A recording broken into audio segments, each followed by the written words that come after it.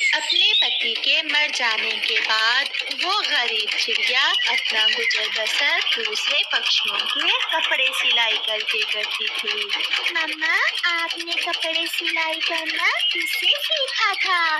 मैंने कपड़ों की सिलाई का काम अपनी मम्मा से सीखा था। अच्छा, क्या नाना भी कपड़े सिलाई कर लेती थी? बहुत अच्छे, आपकी नाना तो बहुत अच्छे से सिलाई का काम कर लेती थी। बेटा, अच्छा अब मुझे काम करने दो, पहले ही बहुत देर हो गई है।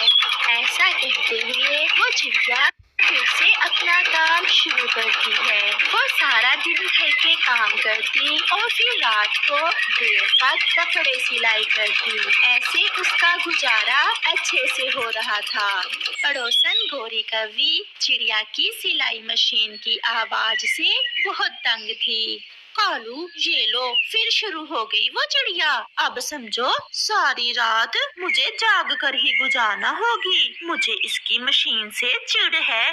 इसका कोई ना कोई उपाय निकालना ही होगा। मैं भी उस चिड़िया की मशीन की आवाज से बहुत तंग हूँ।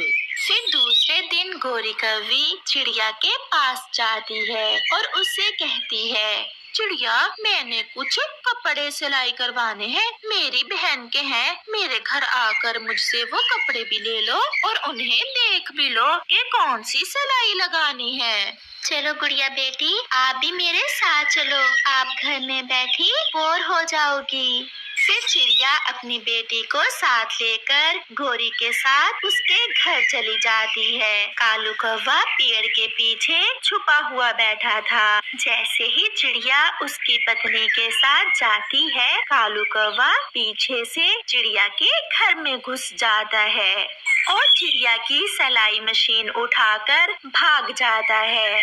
ये लो कपड़े, इन्हें अच्छे से सिलाई करना, मेरी बहन खुश हो जाए कपड़े देखकर। गोरी बहन, सादी सिलाई लगानी है या कोई लेस भी लगानी है? इतने पैसे नहीं है मेरे पास, सादा ही लगा देना। वो सीधा दूसरे जंगल के बाजार जाता है और वहाँ जाकर एक पक्षी को चिड़िया की सिलाई मशीन बेच देता है। फिर चिड़िया गोरी से कपड़े लेकर अपने घर चली जाती है। घर जाकर वो देखती है कि उसकी सिलाई मशीन तो घर में नहीं है। वो बहुत परेशान हो जाती है। गुड़िया बेटी, हमारी सिलाई मशीन कहाँ है? ये क्या हो गया? कौन चुरा कर ले गया मेरी सिलाई मशीन? ऐसे गुड़िया और उसकी मम्मा रोने लग जाती हैं। मम्मा, अब हम क्या करेंगे? हमारे घर का गुजारा कैसे होगा? वो जालिम तो 200-400 में वो सिलाई मशीन बेच देगा, मगर उसे क्या पता कि हमारे घर का चूल्हा बंद हो जाएगा। ये लो गोरी, 400 रुपए, और चलो पार्टी करने जाते हैं। आज रात को सुकून से सोएंगे, ना रही चिड़िया की सिलाई मशीन और ना आएगा शोर। और अब चिड़िया भूखी मरती यहाँ से चली जाएगी और मेरी जान छोड़ देगी। फिर वो दोनों पति पत्नी पैसे लेकर पार्टी करने चले जाते हैं। ऐसे ही कुछ दिन गुजर जाते हैं और फिर चिड़िया अपनी बेटी को साथ लेकर लूसी कबूतरी के पास जाती है।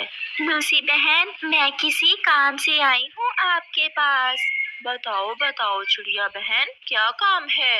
लूसी बहन, किसी चोर ने मेरी सिलाई मशीन चुरा ली है और मेरे पास इतने पैसे नहीं कि मैं नई सिलाई मशीन ले सकूं।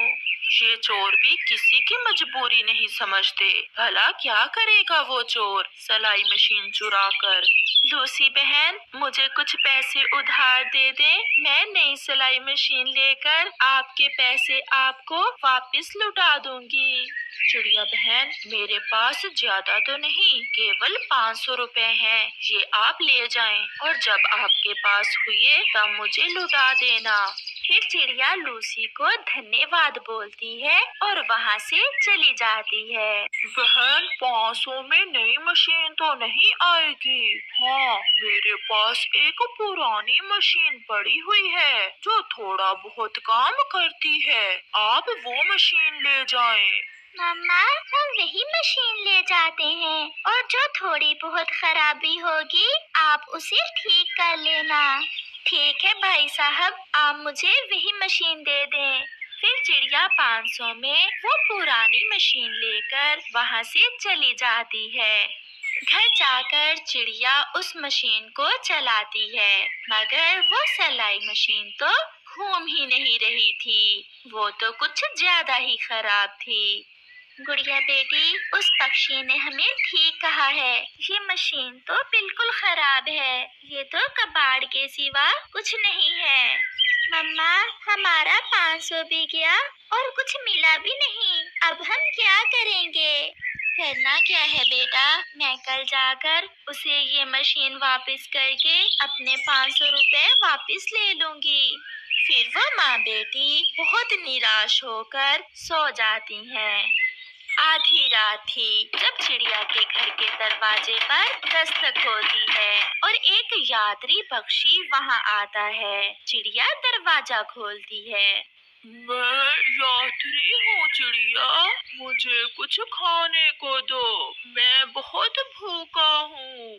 मैं तो बहुत गरीब हूँ पक्षी जी।